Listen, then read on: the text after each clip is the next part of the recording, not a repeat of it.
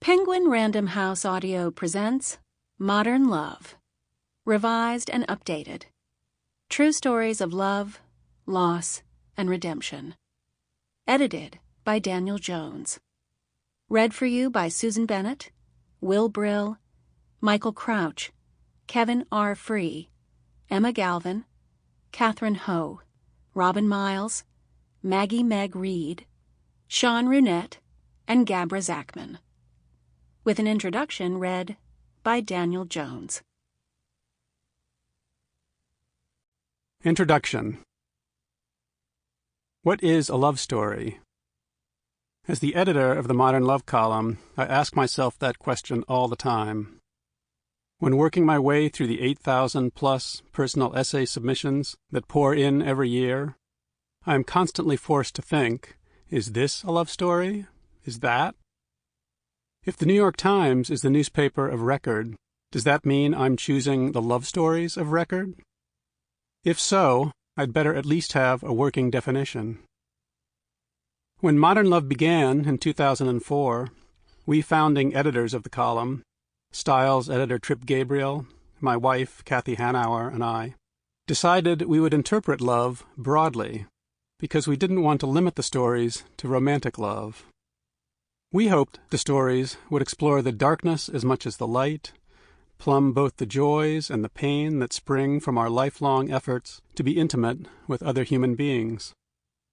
The most powerful stories typically involved relationships that had some mileage, the trials of midlife marriage, the strains of parenthood, and the loss of loved ones, children, spouses, parents, friends. These stories seldom celebrate roses and kisses, but are they love stories? Absolutely. Vulnerability is the animating quality of all love stories, and it can take many forms.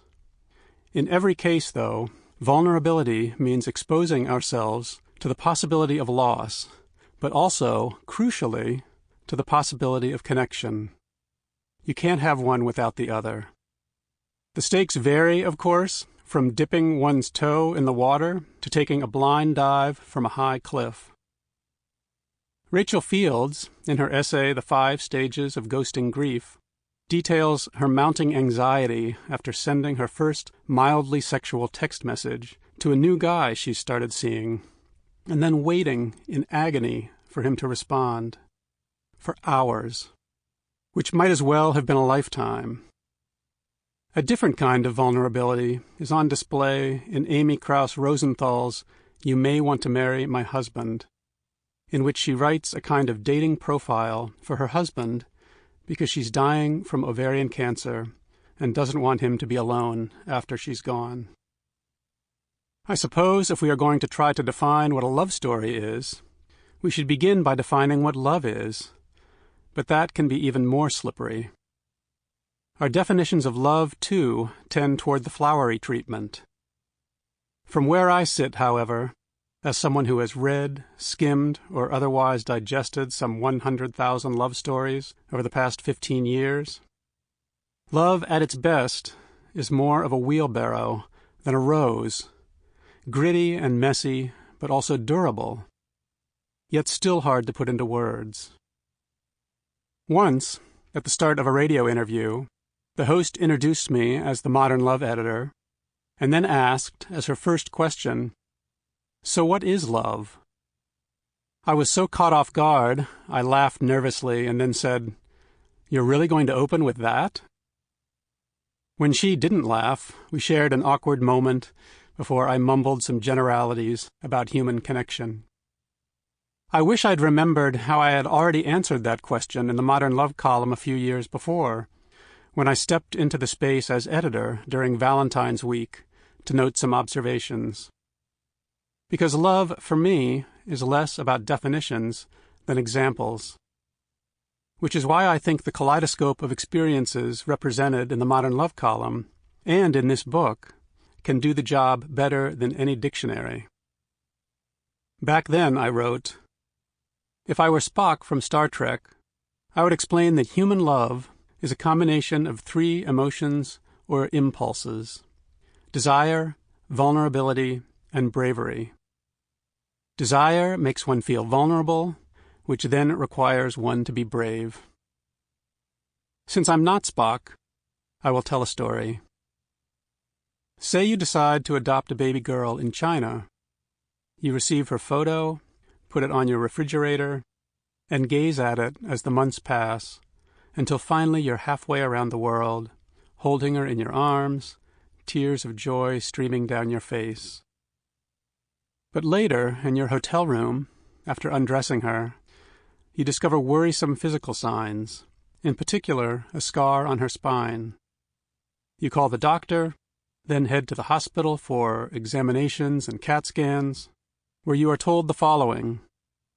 She suffered botched spinal surgery that caused nerve damage. Soon she will lose all bladder and bowel control. Oh, and she will be paralyzed for life. We're so sorry. The adoption agency offers you a choice. Keep this damaged baby or trade her in for a healthier one. You don't even know about the trials yet to come, about the alarming diagnoses she'll receive back home, the terrifying seizures you'll witness. Nor do you know about the happy ending that is years off, when she comes through it all and is perfectly fine. You have to decide now. This is your test. What do you do? If you're Elizabeth Fitzsimons, who told this story here one Mother's Day, you say, "We don't want another baby. We want our baby, the one sleeping right over there. She's our daughter." That's love. Anyone can have it. All it requires is a little bravery, or a lot.